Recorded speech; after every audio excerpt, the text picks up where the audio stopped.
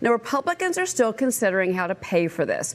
One plan being considered would roll back the Affordable Care Act's Medicaid expansion for the working poor. A group of 12 House Republicans sending a letter to Speaker Johnson warning they will not vote for a reconciliation package that includes steep Medicaid cuts impacting vulnerable populations. I want to bring in Georgia Congressman Austin Scott. Congressman, here is what White House Deputy Chief of Staff James Blair told Fox News last night. Watch this. I think that we are going to have the biggest tax cut package in history, not only renewing the president's 2017 tax cuts, but also adding some additional tax cuts on top of that the president campaigned on that are really great for middle and working class individuals. These are things like no tax on tips, right? No tax on Social Security. So that's what we're really working towards. We also have wide agreement on securing the border, make sure it's funded for the long term to ensure that the great work we've done so far extends past the next few months. So, Congressman, the White House seems very confident they're going to get this one big, beautiful bill, despite a lot of different comments coming from some of your colleagues in the House. Yeah, well, let's talk about what Medicaid and FMAP is and the intentional confusion here from the left. So FMAP is the federal medical assistance percentage, and it ranges from 50% in the country to 76.9%. Now, when the Dems expanded Medicaid under the Affordable Care Act, they made that percentage match 90-10. So the federal government is paying 90% of the Medicaid expansion. And so what we have talked about is moving that 90% level of the expansion back towards the more traditional levels of 50 to approximately 80% instead of the 90-10, 90% being federal, 10% being state match. That's what we've talked about. And nobody would be kicked off of Medicaid as long as the governors decided that they wanted to continue to fund the program. And so we are going to ask the states to pick up and pay some additional percentage of the Medicaid percentage, more than the 10%. And it's amazing. You would think that these liberal governors around the country would be jumping at the bit to and offering to pay more than 10% if they thought the program was important. But we have talked about changing that formula in Medicaid expansion that the Democrats did, which is 90% Fed, 10% state, to more closely aligned with what the traditional match is, which ranges between 50% for wealthy states and about 75% for some of the lower income states. No, and I appreciate the clarification because, when you hear that Medicaid's being targeted in a general sense, I agree with you that we need to. So thank you for telling us that those discussions are actually underway. They've said Medicare, they've said Social Security. Those are both bold-faced lies, and now they're absolutely misrepresenting the Medicaid scenario. We are going to ask the states to pay a larger percentage of the Medicaid. Of the budget. Medicaid, yeah. Okay, well, no, that makes a lot of sense. Now, but there's the other side of this, too, and this is where how are we going to get to the end here? President Trump and Republican lawmakers are considering raising the corporate tax rate, creating a 40% tax bracket for millionaires to pay for all of Trump's desired tax cuts. Here is what Pennsylvania Congressman Dan Meuser told me on the program last week. Watch. The Tax Cut and Jobs Act under President Trump brought it to 37 for those on income levels over $750,000, I think it is.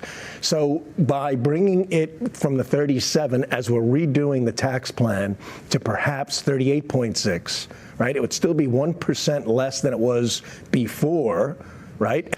So if you were to bring it up at one point, it brings about $15 billion in revenues. So if it did come up to 39, it's almost $25 billion. The president is determined not to have a standard, and this is my view from what I based upon him. I'm not putting words in his mouth, a standard Republican style budget. What he wants to see is something that is in the interest of all of America, middle income America, small business. Congressman, is Mr. Meuser's idea something that you would support? Because, again, this has been floated from the White House. Well, first of all, most of the people where I live, if they make that kind of money, it is through a Schedule S business, not through a W-2. Right. So what I would tell you is the Schedule S rate and the Schedule C rate, so the corporate America rate and the small business rate, have to be relatively the same. And so my question would be, is he talking about Schedule S rates, or is he in the pass-through income, or is he talking about W-2 income? If it's W-2 income, then maybe you get there with that. But if it's pass-through income, the pass-through income for small businesses has to be the same as it is for corporate America, in my opinion. And so small business should not pay a higher tax burden than big business does. So that's where my question would come in. Are we talking about W-2 income, or are we talking about pass-through income from Schedule S businesses? It's going to be, there's some complex questions that have to be answered here. I assume that he's only talking about W-2 income, but I still think that, higher tax rates don't lead to higher tax revenue. You talk about how much money the Trump tax cuts saved the average American household, but it also generated tremendous sums for the federal government. The truth is we've had higher tax revenues than we've ever had in the history of the country. It's just that the Democrats have been on this spending spree, and so now we have a higher deficit than we've ever had, other than the COVID era crisis we were dealing with. So higher tax revenues than we've had in the history of the country, but we still have a $2 trillion deficit because of the fiscal irresponsibility of the Democratic Party. I want to bring in Liz Peek into this conversation, but real quick, would you support leaving the corporate tax rate at 21%, or would you be open to it going higher?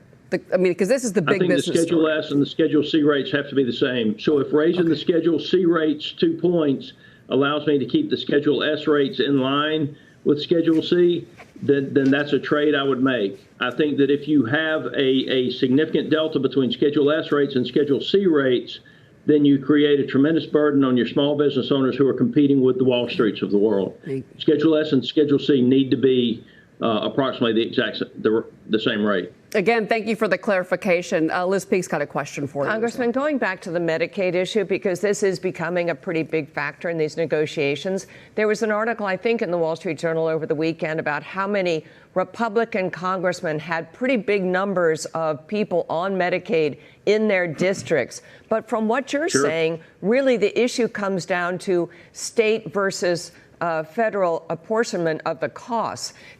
Is that a way of getting around and appeasing those Republican congresspeople who are worried about their constituents? You're saying no one's going to be taken off the rolls. It simply is up to the governors of those states to make these changes. I mean, that seems like a pretty straightforward argument. Yeah, and I think in states like Georgia that are well run with a good governor, I think you would see my governor say, you know what, we will pay a little more to keep our people covered. And I think that where you see a poorly run state with liberals in charge, then they're going to create as much pain as they can.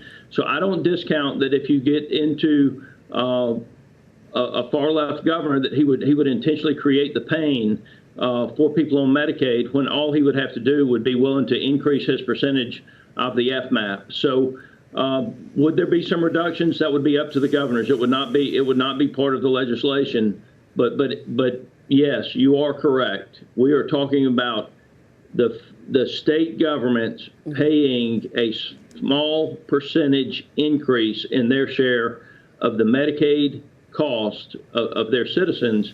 And now, keep in mind, the federal government is still going to be paying the lion's share of that budget. Interesting. Okay, before you go, I do want to ask you about this. President Trump posted on Truth Social that he hopes that Russia and Ukraine could reach a peace deal this week.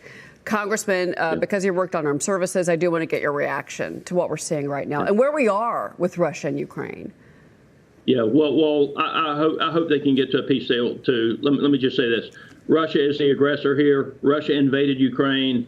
I don't trust Vladimir Putin to do anything that he said he's going to do. If you look at what he said, yes, we have an agreement on the Black Sea and how we're going to handle the Black Sea. And just as soon as all of the restrictions on our economy and banking restrictions are turned back on, then we'll start complying with what we've negotiated in the deal. I don't trust Putin any further than I can throw him. I will tell you that, we should have enforced the sanctions when Biden was president.